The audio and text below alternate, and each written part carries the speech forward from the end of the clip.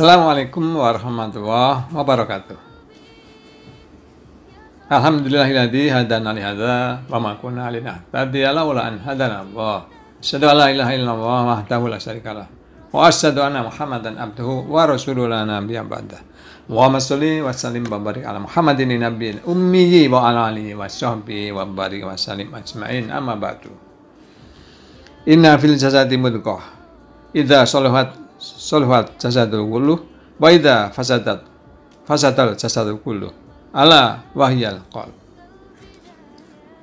Jamaah, adik-adik, teman-teman, sahabat yang dirahmati Allah, di hari akhir Ramadan ini, mari kita bersyukur kepada Allah pertama-tama karena kita diberikan kesempatan dan kesehatan untuk bertemu kembali, dan kita diberikan kesempatan untuk melaksanakan ibadah mengisi hari-hari Ramadan.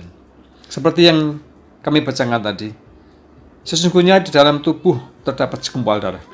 Jika ia baik, maka baiklah seluruh tubuh itu, dan jika ia rusak, maka rusaklah seluruh tubuh. Ketahuilah bahwa segumpal darah itu adalah qalb. Jamaah, sahabat, dan rekan-rekan yang dirahmati Allah, hati yang baik akan mengeluarkan aura, sikap dan tingkah laku yang baik. Kita mungkin mendengar bagaimana kemarin ada orang-orang yang sering tren di YouTube, namanya prank. Nah, kemarin ada yang beredar itu memberikan takjil sahur, tapi ternyata isinya sampah.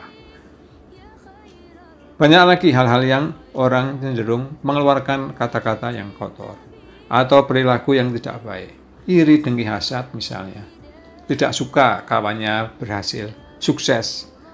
Skripsinya selesai, kok aku tidak selesai.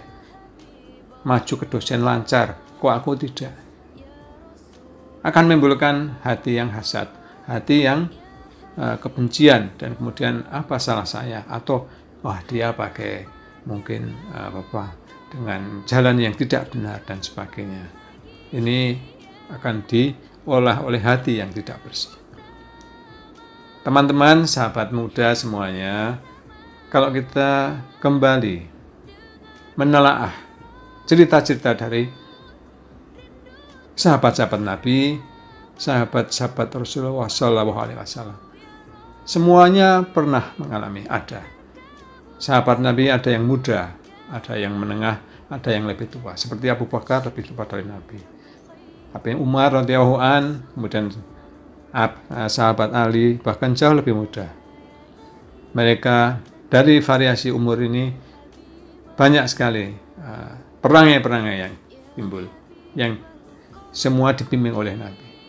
Ada suatu riwayat, dan mungkin sahabat juga pernah mendengar, betapa mudahnya orang masuk surga kalau hati kita dipenuhi dengan hati yang jauh dari rasa iri, penuh dengan maaf. Pernah suatu ketika Nabi ingin melakukan sholat jamaah, semua sahabat yang dekat dengan Nabi sudah hadir semua. Tiba-tiba Nabi mengatakan bahwa akan datang seseorang, si fulan, dari pintu masjid itu, dan dia adalah orang yang salah satu dari ahli surga yang akan masuk ke dalam surga. Kemudian benar, datanglah seseorang yang tidak dikenal oleh sahabat. Mereka asing, tidak tahu siapa ini. Datang dengan janggut yang masih basah habis dari wudhu. Kemudian masuk, dan setelah itu mereka sholat, dan tidak ada kejadian apa-apa. Besoknya lagi terjadi seperti itu lagi. Tiba-tiba Nabi berkata, akan datang seseorang yang menjadi ahli surga. Para sahabat masih diam saja, bertanya-tanya siapa itu, siapa beliau. Akhirnya pada hari ketiga ada yang penasaran.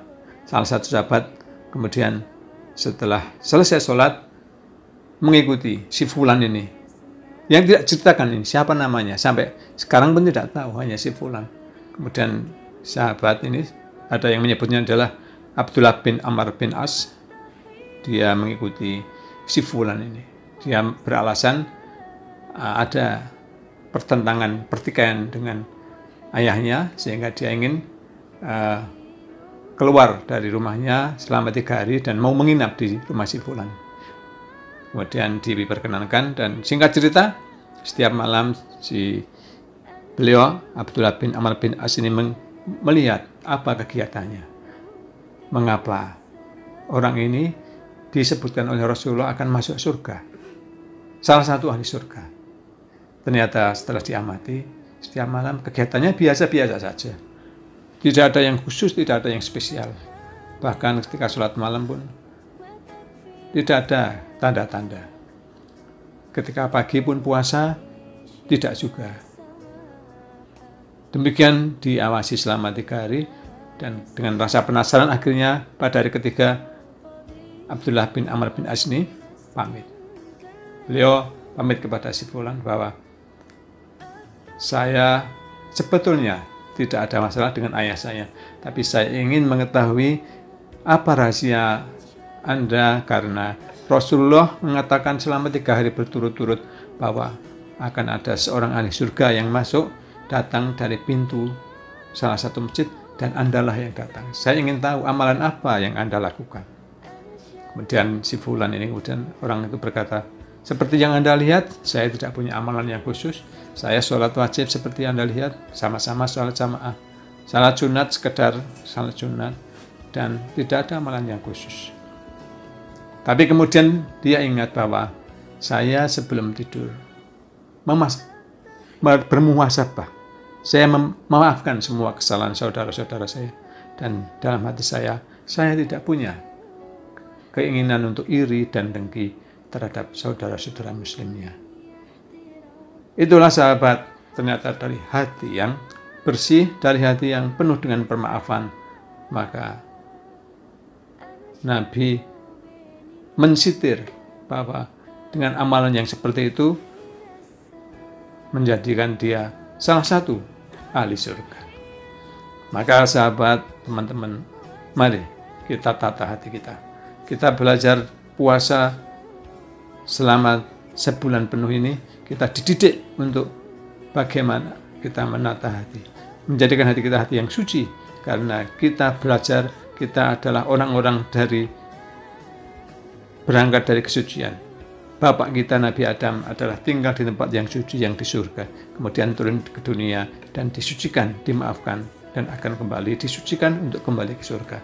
Maka mari kita juga mensucikan diri kita, dan kita merawat bagaimana hati kita untuk jauh dari rasa iri, dengki, hasad, sombong. Mari kita tawaduk, sama halnya seperti pelajaran yang diberikan oleh Rasulullah SAW. Beliau sangat tawaduk, dan beliau sebagai orang yang sukses dunia dan akhirat mengajak kita untuk selalu berjuang membela agama Allah.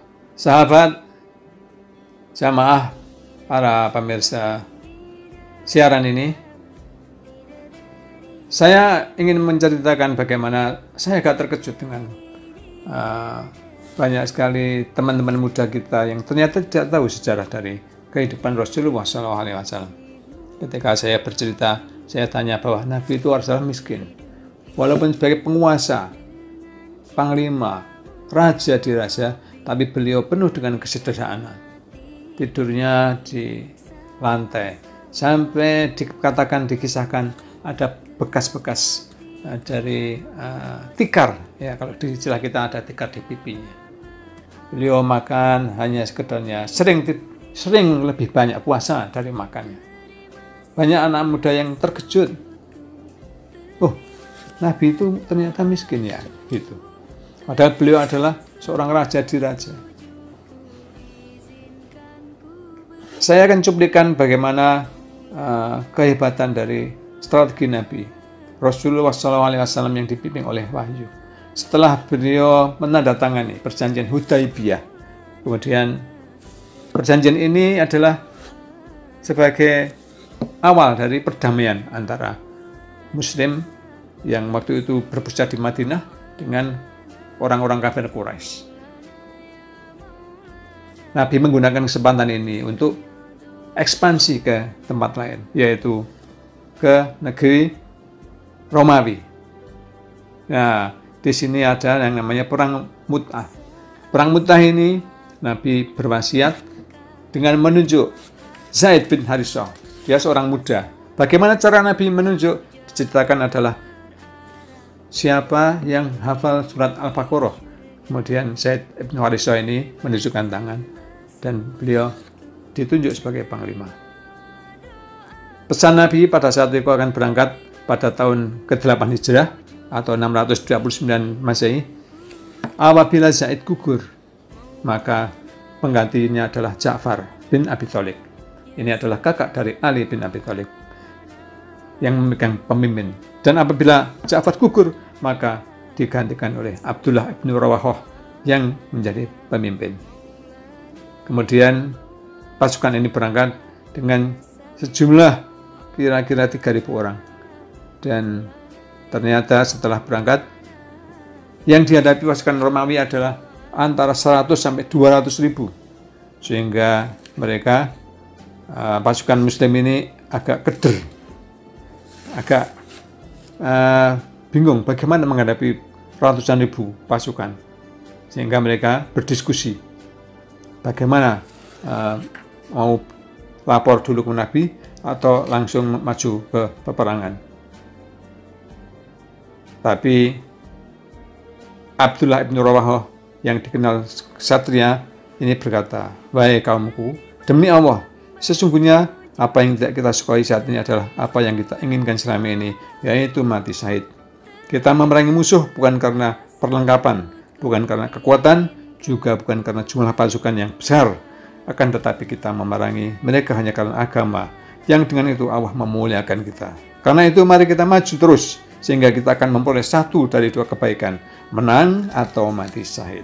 Inilah penunjukan Abdullah bin Rawahah ternyata tepat sebagai panglima yang terakhir nanti menggantikan apabila Zaid bin Harithah gugur, kemudian Ja'far bin Abi Thalib gugur, maka panglima yang ketiga adalah Abdullah bin Rawahah.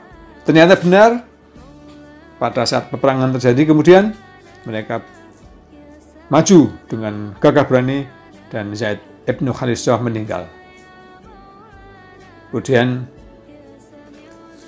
panji-panji yang dipegang diambil oleh Ja'far bin Abi Thalib. Ja'far bin Abi Thalib penuh dengan luka. Kemudian sampai putus tangannya. Bendera panji agama Islam, panji Rasulullah dipegang dengan pangkal dari pangkal tangannya, dijepit sampai dia akhirnya diriwayatkan terbelah, baru panjinya jatuh. Panji yang ketiga, panjinya kemudian diambil oleh Abdullah bin Rawahah sebagai panglima yang terakhir yang ditunjuk oleh Rasulullah.